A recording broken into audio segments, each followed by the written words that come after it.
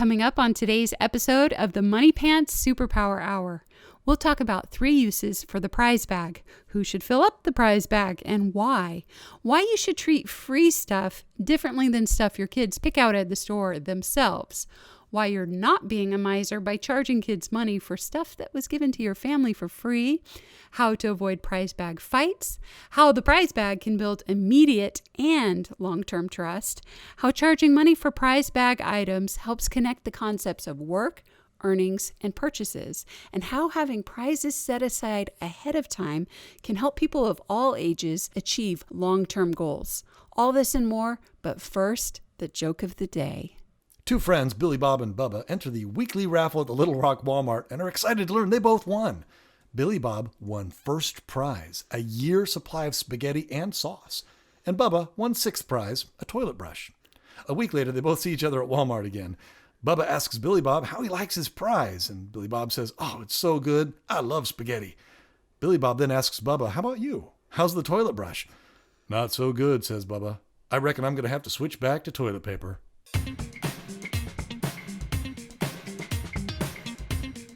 Hello, everybody, and thank you for tuning in to another episode of the Money Pants Superpower Hour. We're your hosts, Hannah and Fontaine Judd, and we're the proud parents of 7 sons and 6 daughters, ranging in age from college student to toddler. We're both BYU graduates and the creators of Money Pants. Head on over to CaptainMoneyPants.com to learn more about what we do and what we're all about. We believe every person on this planet has been given at least one superpower to help them accomplish their unique mission in life. But the only way to unlock those superpowers is through work ethic. That's when greatness happens. And that's where Money Pants comes in.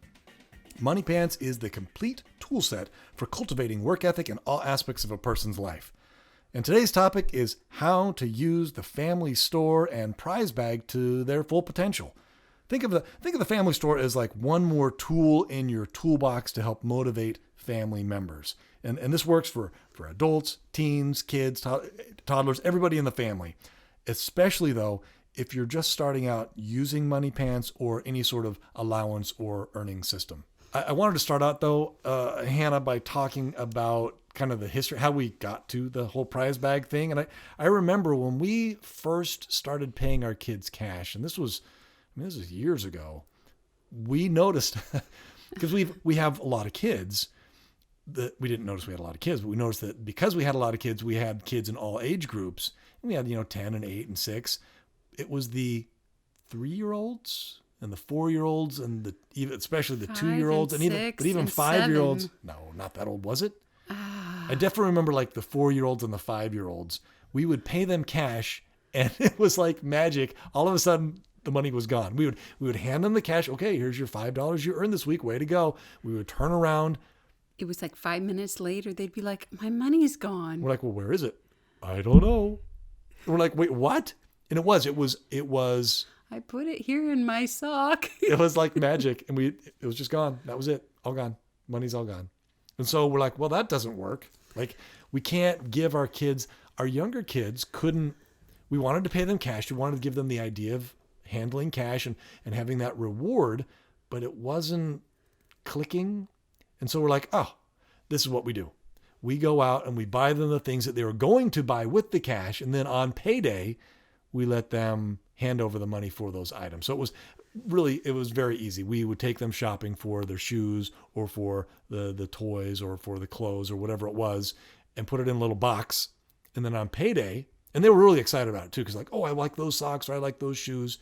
We would buy them for them at the store, leave the price tags on, bring them back, put them in a box, show them, hey, here it is on payday, you can buy this.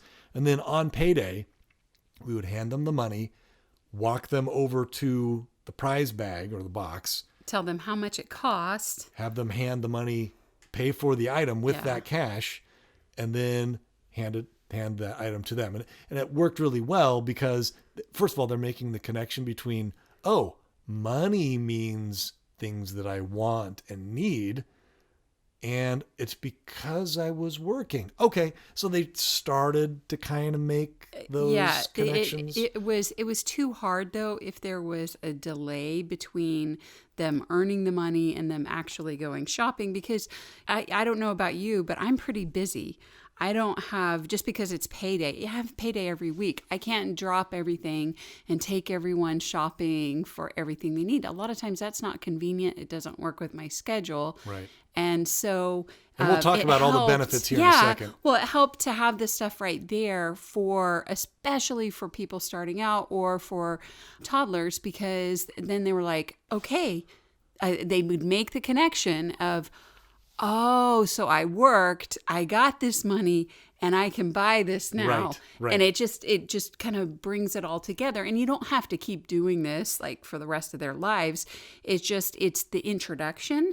Right. And it works really well. Well, but we're going to talk about that. There are some aspects of the family store / prize bag that you can do long term. We'll talk about that. But with the whole toddler thing, I think it's more like very compressed directed spending.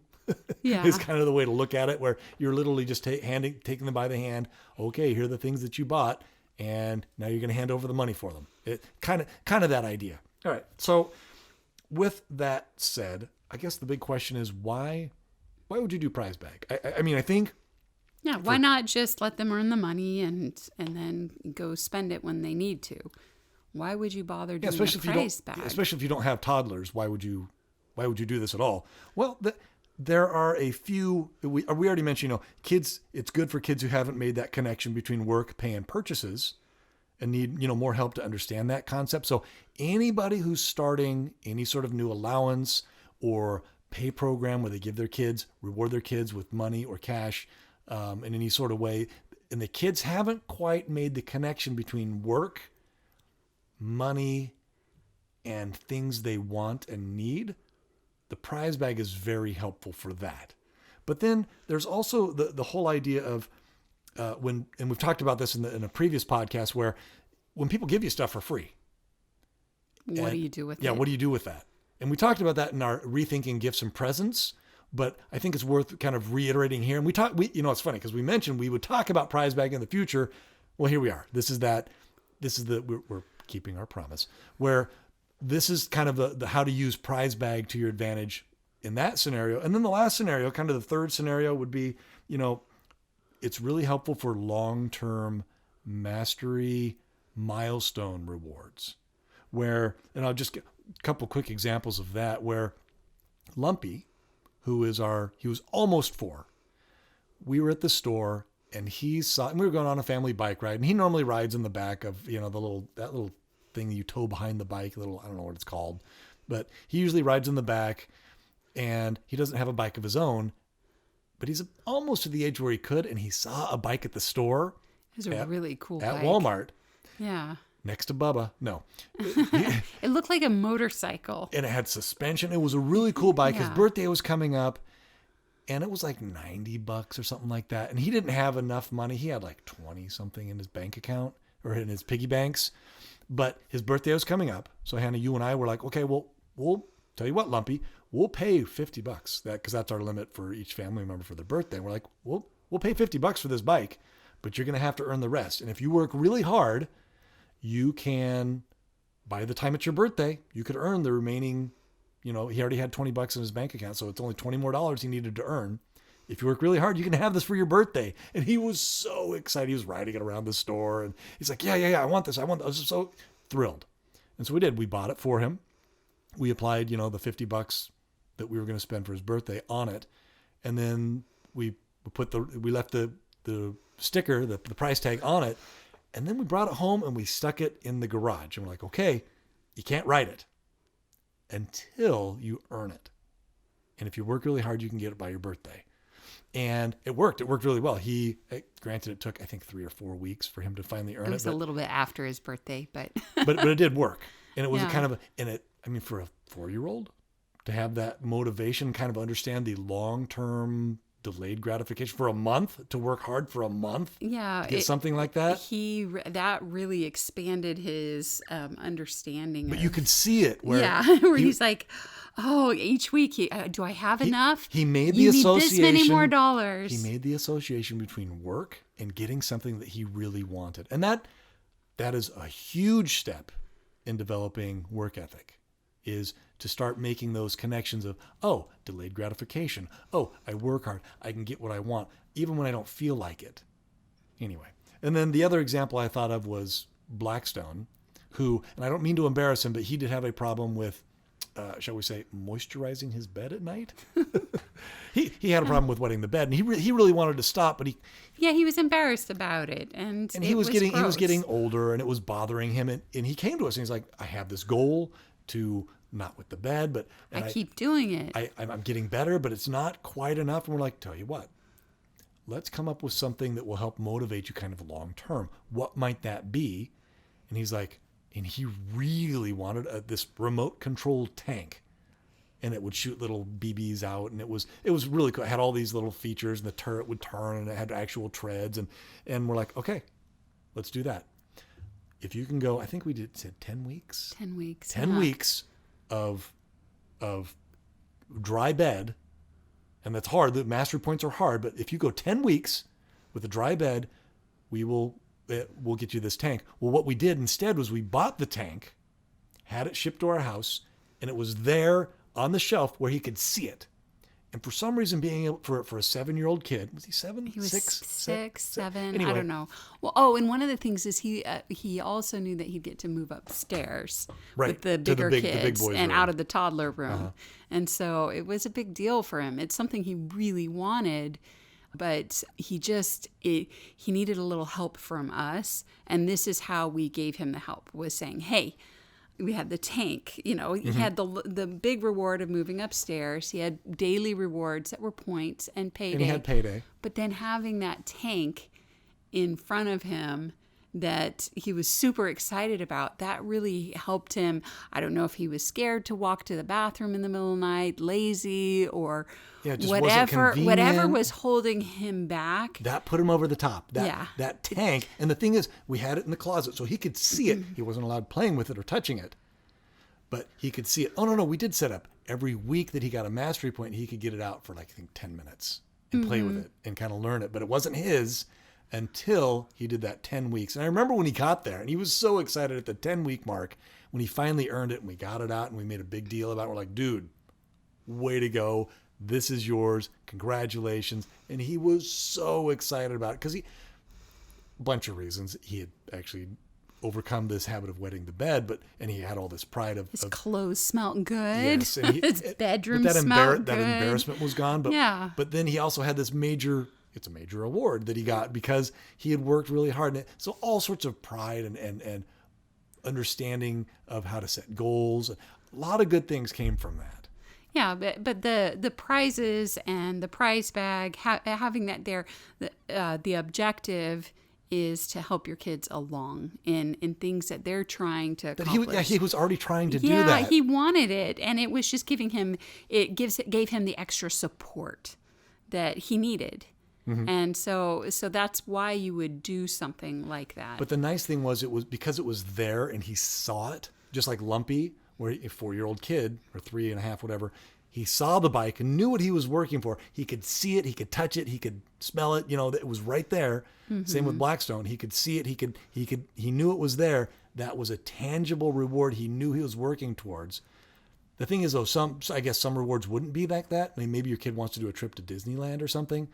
If that's the case, where you can't, take them to Disneyland to show them they're going to be earning Disneyland, Hannah, I think you had a good idea, and that was print out a picture and show, or buy the tickets and post them on the wall. To the picture, yeah. or have a picture of Disneyland there on the wall. So anyway, I wanted to talk about the 3 different types of prize bag, or you can use family store. They're interchangeable. Prize bag is family store is prize bag. If you have older kids, maybe they don't want to be talking about prize bag. Oh, put it in your prize bag. Maybe they want to put it in the family store. Exact same concept, whatever you want to call it. We say prize bag because we primarily use it with our younger kids. But if you're just starting out or you have older kids, use family store. And we actually had a mom who did that. It was family store for her and her family, worked great. There are 3 types of prize bag or family store. And that's kind of what I want to talk about next the first one is things that the kids went shopping for to fill up their prize bag. That's the first type of prize bag. The second is things that people give you for free, that the kids may or may not want. And then the third type of prize bag or family store is mastery points, which are those long-term rewards. And I want to talk about those. So first, let's start out with number one. When you fill up the prize bag by shopping for stuff for your kids who haven't quite made the connection between work, money, and things they want and need. Yeah. And we recommend, when you're using Money Pants, we recommend spending one-on-one time with your kids. That should be, as a parent, that should be one of your primary, or at least one of your daily and or weekly habits. So, somewhere in there in your habits, you should be spending one-on-one time with each one of your kids every week. We recommend that. And a good way to do that is to take them shopping for the things they want and need. Yeah, because if you're like, oh, what should I do? This is a great thing to do. I just did that with Blackstone last week. Actually, confession time. I needed a belt. And I'm like, Blackstone, come with me. One-on-one time. We're at the store, and he found all these great things for him. I did not find a belt. But I got him, he bought a whole bunch of clothes that looked great on him that he needed, and he had money for. And he was ecstatic. He was like, oh, wow, cool. That was fun, Dad. Thanks. It wasn't my plan, but it actually worked out. Yeah, but you could have easily have put that stuff in a prize bag if he had been a younger kid. Right. He just happened to have his money with him at that point. Well, and we talk about how to do that in the directed spending video, which I love. That is still one of my favorite things that we've done. Yeah. So, for example, if your 5-year-old comes to you or one of your kids comes to you and says, oh, my church shoes are too tight. Mm-hmm.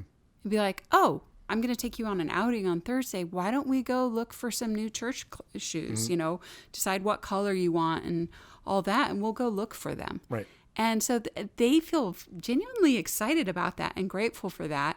And then when you go shopping, use the directed spending method.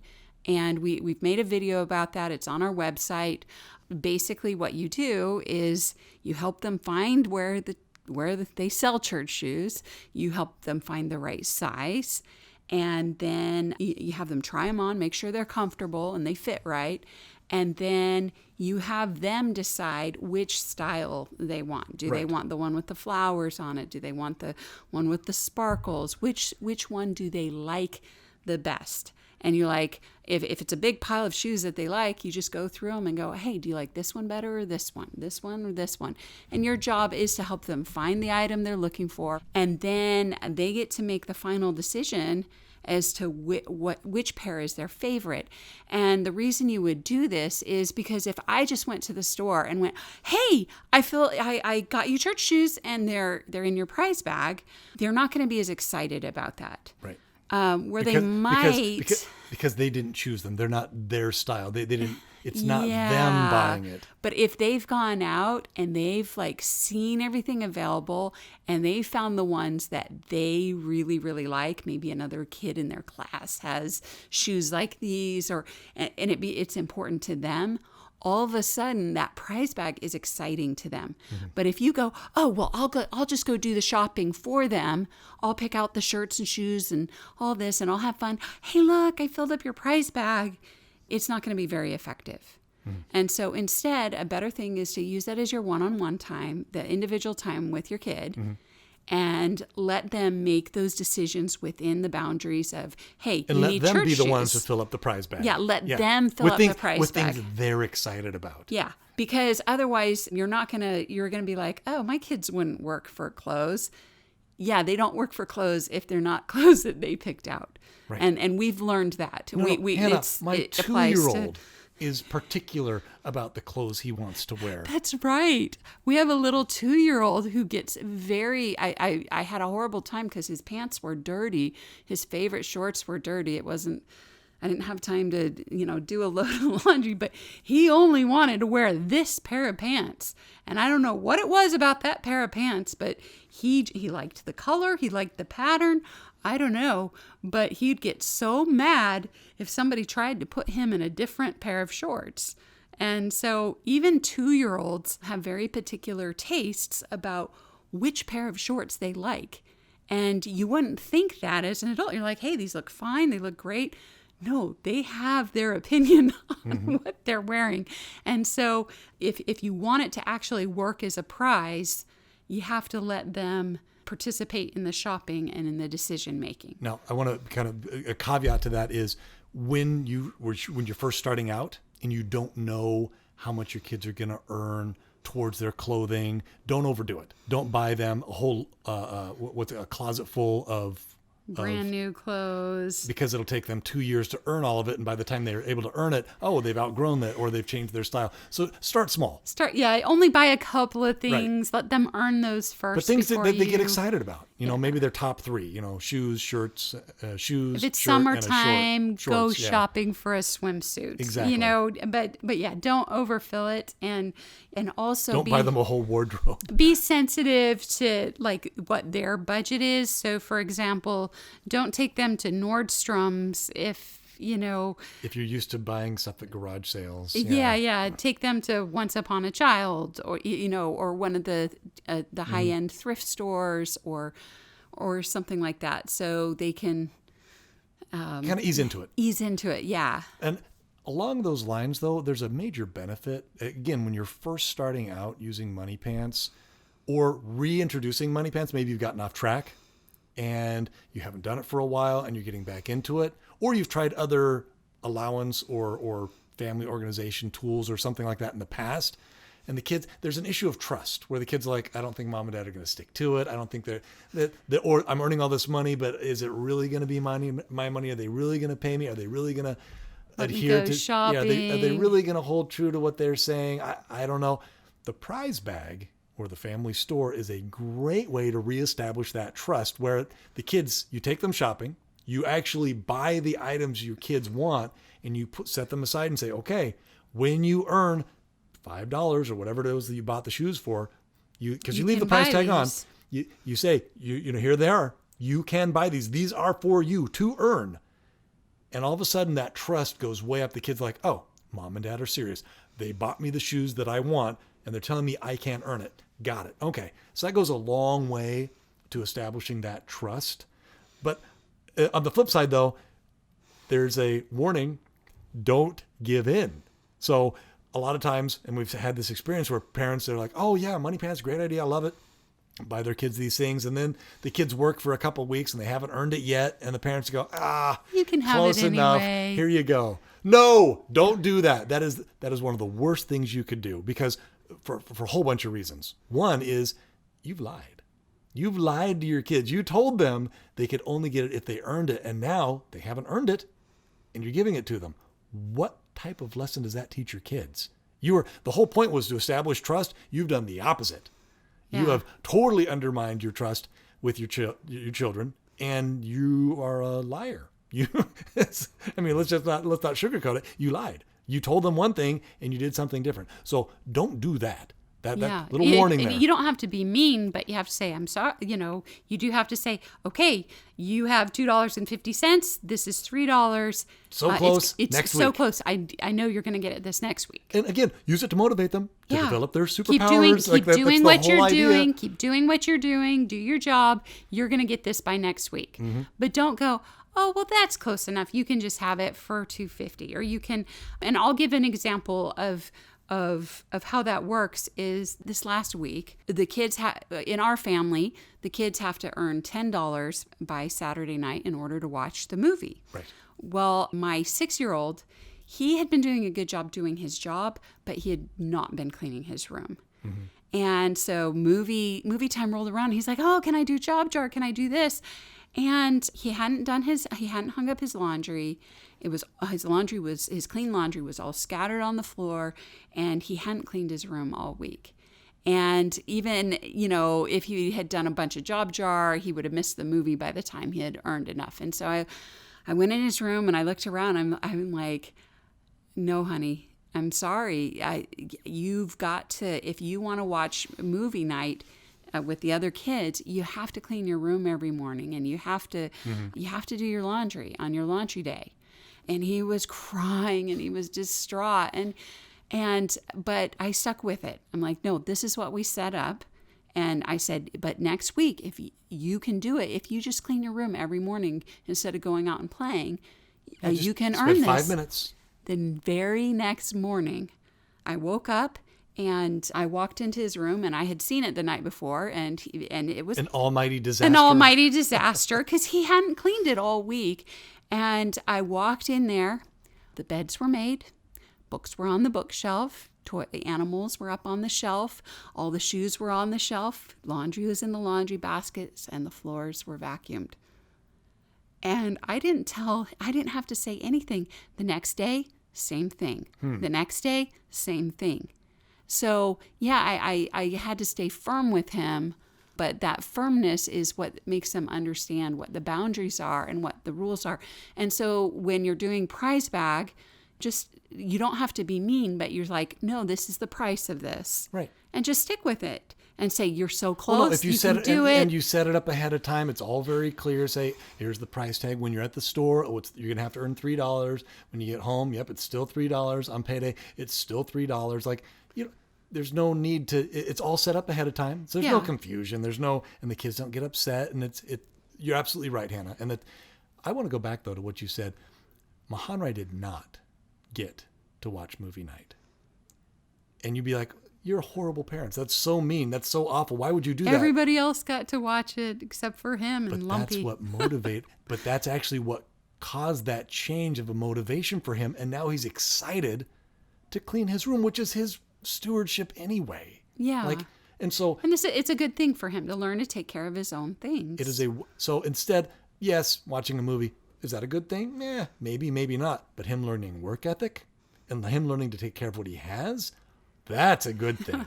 That's huge. Yeah. And all it takes is missing one movie night to give him that. What a great gift we just gave our son. I was so pleased. I did give him a couple bites of ice cream. So I was like, you did this without me even reminding you. Way to go. Good job. So don't give in. Don't give in to don't what am I trying to say? Don't feel like being firm is being mean. Being mean is something different than being firm. Yeah. And actually we're going to talk about that in a future podcast. Yeah. So being firm, you can still be their cheerleader, you can still encourage them, but be firm about what you set up and don't be a liar. And don't lie. Don't change the goalposts. Yeah. I mean, that's just one step below, poking them with a sharp stick. No, don't. But also on the flip side, if a kid gets into their prize bag without permission, that's a big no-no. And there has to be very stiff penalties for that. So you have, your 5-year-old and he's super excited about the new pair of running shoes that you bought. You went with him on their outing day and you bought them these new shoes and they can earn them and they're $5 and every day they're looking at them going, oh God, I can't wait to get those. And then one day they have a lapse and they just grab them, put them on, and go play. That would be fee worthy. Well, basically what they've done is they've stolen something. They haven't paid for it. They haven't earned it. They took it, then they know when they shouldn't have. And so, it's just simple. Something as simple as, oh no, that's a fee. Yeah, that was dishonest. You had to earn it. That's akin to stealing. And we also want to nip that in the bud. Yeah, but that's also a lesson you, as a parent, you do have to teach your kids as when they're young. And what a great lesson to learn when you're young. Learn it now. Earn what you get. Because it doesn't get any easier if you get older. Fast forward and they're 25 and they do that. What's going to happen? You're going to be in jail, buddy. You can't take stuff that doesn't belong to you. Yeah. So it's just a process. And so, but make sure you teach them that lesson. And that's what fees are for. Okay. So that's the first use for a prize bag for kids who, they're learning or just starting out with the whole understanding the difference between earning work, money, and prizes and things they want and need. The second use for the prize bag is things people give you for free.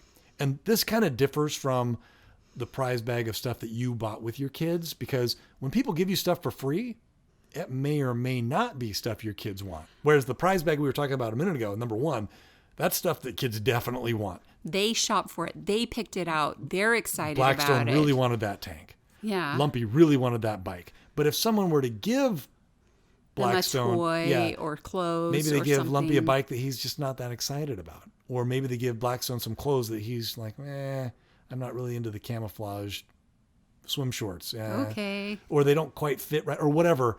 So this is the second category, or the second use of the prize bag is how to use prize bag with things that people give you for free.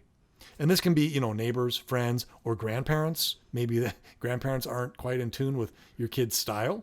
and they give your kids stuff that they're like, or you give your family stuff where you're like, my kids don't really want it. Use Prize Bag. Use Prize Bag to your advantage. So you have to treat this section of the prize bag a little bit different because it's not necessarily things your kids are excited about. And so the trick to figuring out whether or not your kids are excited about it is to charge them money. Because what we found is if you have like a bag of clothes and you ask your kid, hey, do you want these? They'll say yes. Well, sure, I want those. Yeah. And they'll take them. And they'll sit in their closet. They may or may not wear them, but they have to take care of them. And they're collecting dust. They got to do laundry. They get on the floor. They're taking up space in the closet. Like, yeah. And it actually kind of becomes a burden instead of a blessing to them.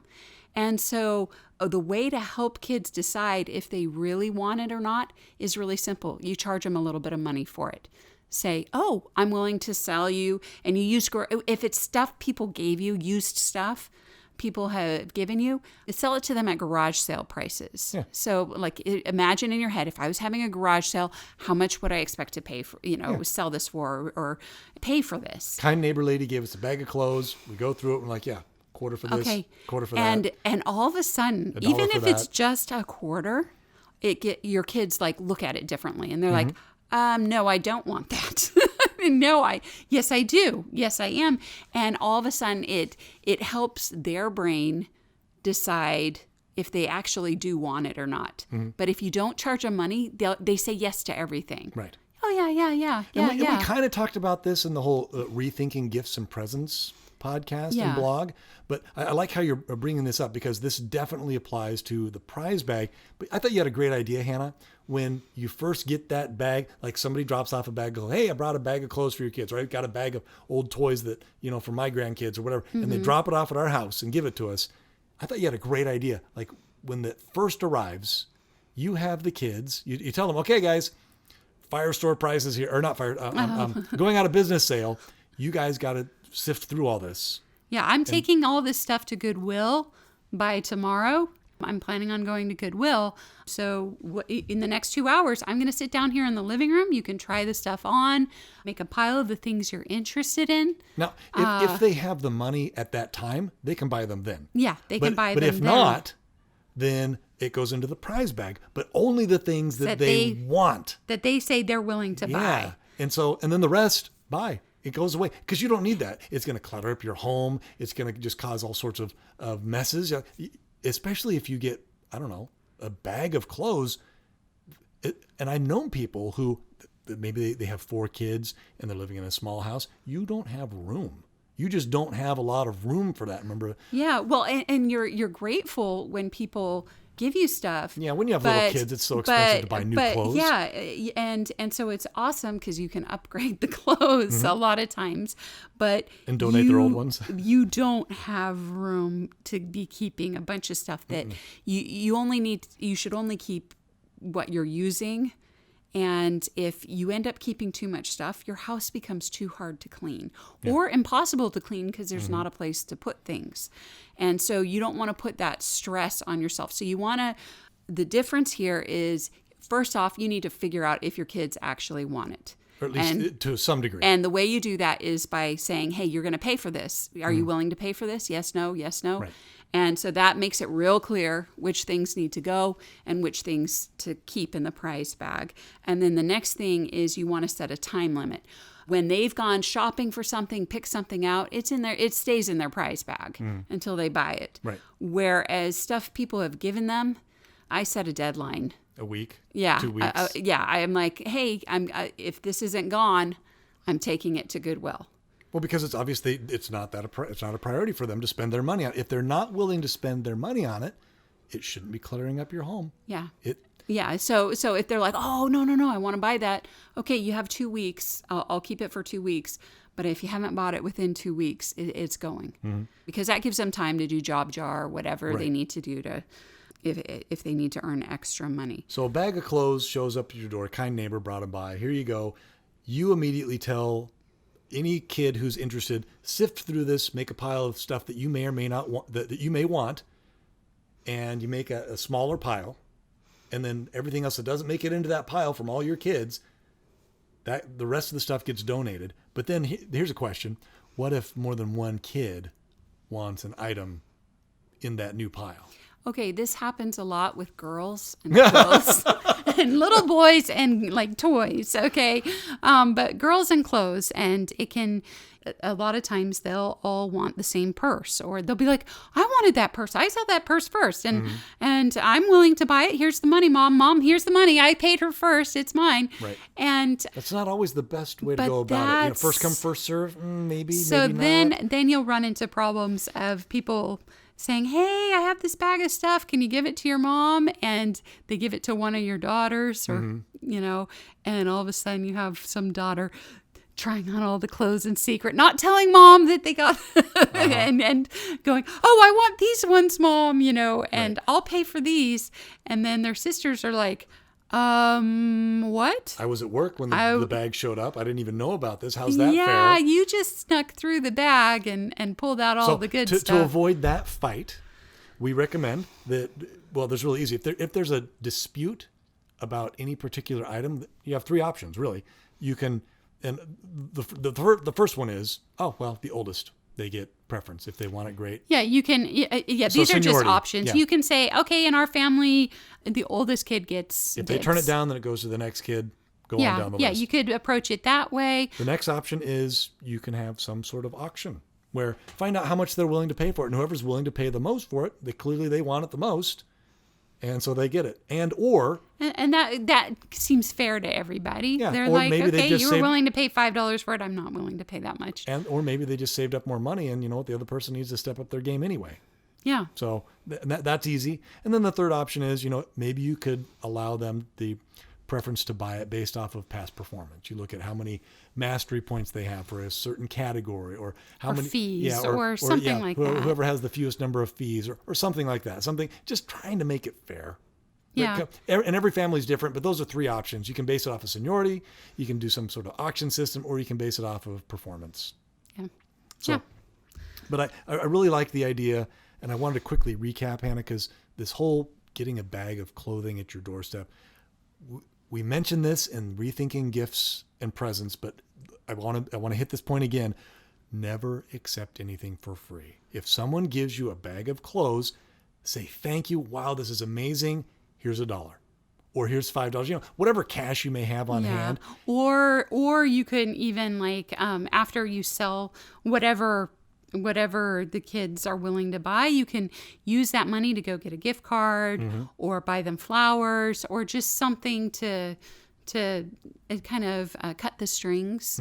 Because I've realized in recent years that sometimes people give stuff because they're just like, oh, thank you so much for taking this. Taking it off my hands. Taking it off my hands. You're faster than a trip to Goodwill. Yeah. And then other times, people hold it over your head. There's strings attached. And Just get rid of it. Cut the strings. Get rid of the strings. Just pay them $1. Yeah. Or buy them a gift card, or some way, but it needs to be monetary. That's the thing. It needs to be some sort of remuneration for them giving you the bag of clothes or the bag of toys. Yeah. And even if it's $1, that's enough. So just that little tidbit, and we talked about that in our other blog, but a really good point. So once you've kind of established this prize bag of somewhat wanted items that people have given you, on payday, you pull it out. And on payday, you give the kids the option to buy those items, again, at garage sale prices. And it works really well. And those items only stay, as you mentioned, Hannah, those items only stay in the prize bag for a couple of weeks. Because after a couple of weeks, it's clear nobody wants them. And then it's more clutter. Now, granted, there may be a kid who's working feverishly to try to earn up enough money to buy one of those items. Like, no, please don't sell the remote control car, Mom. I'm almost there. Fine. It can stay in the prize bag for another week. But the rest of the stuff, especially clothes, off they go. Off they go to Goodwill. Off they go to DI. Off they go to some charity. And I guess some people may look at this and go, golly, you're being misers. What horrible parents. People give you stuff for free and you're charging your kids money for it. You're just awful people. I disagree. And this is why. Actually, I have a bunch of reasons why. First of all, when you charge your kids money, and it's garage sale prices. It's 25 cents. Right. It's not like you're making... I'm not making money off my kids, first of all. But when you charge kids money, you learn very quickly what belongs in your house and what doesn't. It's very easy. It also helps when you charge your kids money, you're helping avoid fights. And we talked about this, where as soon as somebody buys something, it is theirs. It's not when something's given for free. Other kids may be like, well, they got it for free, so I can use it too.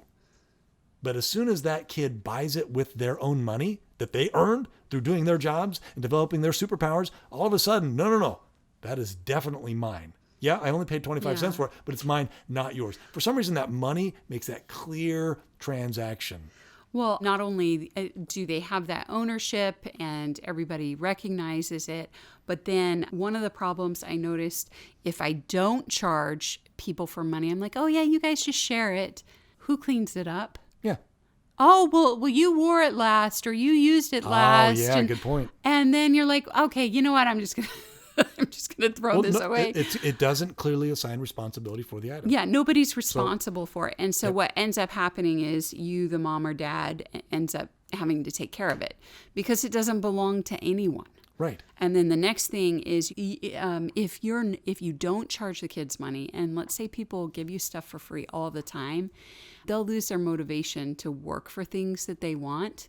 They'll also start thinking that's how the world works. And that's a really bad lesson. And actually, we ran into this problem because for a while we were dirt poor and we desperately needed stuff, from other people. Like when they offer us clothes, it was like, oh my goodness, thank you. Unfortunately, a couple of our kids adopted that mentality of, I can get things for free. Wait a minute. If people feel sorry for us, and they would milk it. They give it for free. And then some of the kids started milking it, and it made us sick.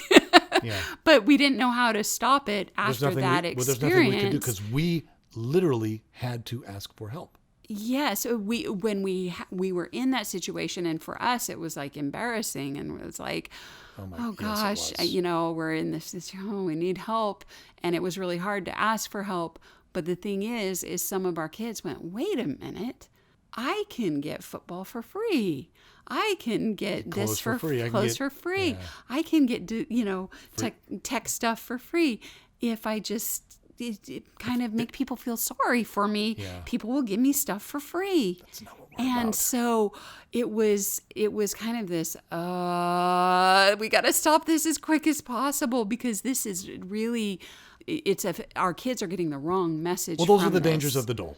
And what we're talking about in the future podcast. Yeah, and so you want to avoid that. So yeah, when people give you stuff for free, make sure you charge the kid and then be generous yourself and try to handle it that way. Do the best you can because you're in the situation you're in, But be aware that is something as a parent we have run into that problem. Actually, teenagers are notorious for adopting that very mentality because they have been given stuff for free their entire lives and they think that's how the world works. So just keep that in mind when people are giving you stuff for free. It's a really good idea. Be really careful about what message your kids are getting from it. Right. And here's an option. If it really bothers you to charge your kids money and you think you're being somehow it's churning something inside you and you're like, wow, I really am a bad person. I am a miser. Oh my gosh, what's wrong with me? Here's a tip. Take the money that you get from your kids and donate it to charity or go do something kind for a neighbor. And let the kids know that that's what it's going to. Say, hey, this is going to charity. This is going to the food bank. This is going to the homeless shelter. Like, there you go. It's our family fundraiser. Isn't that great? Yeah. So just no, you are not being a miser though. That's my point. There are so many great benefits, huge benefits when people give you stuff for free. And you put it in the prize bag, use that to your advantage. Your kids become better people. They develop their superpowers. They learn how money works. They learn how to shop. And you can take that money and donate it to charity. Like, there's just so many great benefits to using this technique. And I like it a lot. Okay, so that's number 2. The second use of the prize bag is to help distribute and allocate the things that people give you for free. The first one was things that you buy for your kids that they're really excited about. The second is things that people give you for free. The third use and final use that we've come up with for prize bag is for mastery milestone rewards. And we talked about that briefly, with Blackstone.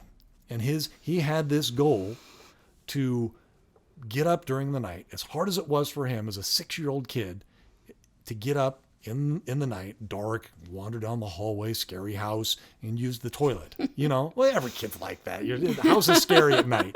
And so there he is. He's going, and that was setting up that remote control tank, which was so cool, was just that motivation he needed, just that extra little bit that he needed to help him with a long-term goal. To help him with that long-term goal. And we really like mastery milestone rewards. They're huge. They're incredibly powerful. And with the case of Blackstone, yes, it really helped him accomplish that goal that he had set. And again, that's the idea, though, is to motivate your kids with the things they already want to do, to develop their abilities and their skills and their work ethic and things that they already want. Mm-hmm. So part of the issue too is, or part of the benefit is, you're teaching them delayed gratification, but you're also maintaining that long-term trust with your children. They know, oh, mom and dad are serious. Mom and dad will reward me. There are rewards already in place for me to accomplish these things that I want to accomplish. And mom and dad are my ultimate cheerleaders. They're motivating me. They're helping me out. They're supporting me in what I'm trying to accomplish. And it actually makes that relationship wonderful and strong. And it's a beautiful thing. But also there are other ways to apply this as well. For instance, especially with teenagers, maybe you can't buy what it is that they're working. Maybe your mastery milestone isn't something you can buy and put on a shelf. Maybe it's not a tiara. Yeah, well, maybe it's like, hey, like in high school, they do the trip to Europe. Yeah, maybe it's some sort of intangible reward. Yeah, but it costs like $2,000. Mm-hmm. And so, you're like, hey, if you want to do this trip, maybe you have a bunch of academic things that or you set something up for them where, hey, for their mastery, bring your grades up, or exactly. apply to get accepted into a college, mm-hmm. or these big ticket items. These big deal items. Then what you could do is you could take the $2,000 for the trip and put it into its own. That you were already going to be spending anyway. That you were planning on spending. It's already in the family budget. But say, hey, I'm going to take this $2,000 and I'm going to put it into an account all by itself. Right. And I'm going to just keep that money there. We're not going to use that for family expenses and whatnot. It's in its own account and it's sitting there, but you have to use it. You have to be able to earn it by this time, or it'll just go back into the family account. And we actually did that with our son, where we have, I think it's an account with $6,000 in it sitting there for him after he increased he wanted to do his ACT or it was he wanted to increase one of his grades, and we're like, okay. He wasn't able to get into the college that he really wanted to go into because his test scores weren't high enough. Right. And we know he can do better, and he knows he can do better. Yeah. And so we're like, hey, if you do whatever you need to do to improve your scores, if you can bring your scores up to this amount, this much of that money can go towards college. Which is great because it's, again, something we were going to be paying for anyway. And then we said, hey, for every scholarship you apply to, it's worth $25. It's worth $25. And so and that'd be good for you and me. Yeah, but the thing is, it would be good for him. It'd be good for him as well. It would decrease stress on him. So it was helping him accomplish what he needed to do. It was a daunting task. I remember reading in the Wall Street Journal, I think it was Dave Ramsey was one of the people being interviewed, and he said, like, the summer before his daughter went to college, they had her like apply for a scholarship every day. That was her like assignment every day, was to apply for a scholarship. And by the end of the summer, she had gotten her tuition paid for, her housing paid for, her food, like all her living expenses paid for, her books paid for, and then had like money even left over for anything that came up. And so, setting that goal of, hey, apply for a scholarship every day, and I'm willing to pay you for that. Yeah. But it's going to help them. But having the discipline to actually do that is really hard. Yeah. So why not set up some sort of reward ahead of time? Yeah. And it will help you as the parents. It will help your child. It will, and it's a win-win situation. So the only difference with this is, the prize bag for little kids is actually a bag or a box of stuff. Whereas for older kids, it could be something intangible like, oh, here is the bank account. Oh, here is, and here are the here are the tickets, or a picture of Europe or the Eiffel Tower. Like, that's what we've set this money aside. Here it is. Well, for Caleb, we also had the car in the garage. It wouldn't fit in a box, but that was the idea. Yeah, if you have a car sitting in the garage. And we've mentioned this before, I would save cars for when they move out of the house. Right. We would have done it slightly differently. I would have said you can use the car, but I would have saved the whole giving the car until it was time to move out. So when you move out of the house, then you can have the car if you've done X, Y, and Z. So anyway, but yeah, but being able to see something and it's there, and it's not just mom and dad's wishful thinking that they could give it to you. Yeah. It builds trust. Yes. And that's it. Those are the three primary uses that we came up with for the prize bag or the family store. And just to recap, use number one, shopping for stuff and putting it in there for the kids who haven't quite made the connection between work, earnings, and shopping and things that they want. Mm-hmm. Number two, the second use is, things people give you for free. And that works really well for that.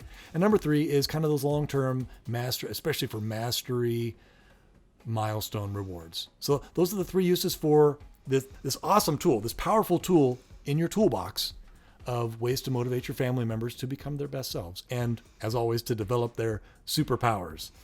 And that's it. If you like what you hear in this podcast, please tell your friends. They may want to listen too. We may have something that would really help them out. If you have a suggestion for a future podcast, go to our website and click on Contact Us, send us an email, and we'll jump right on it. Matter of fact, a lot of our podcasts, we are addressing questions. We kind of integrate them, but we address questions that people have been asking us. And that's it for today. Enjoy some of Falcon Jasper's Poppin' Party Poundings. We'll see you next time.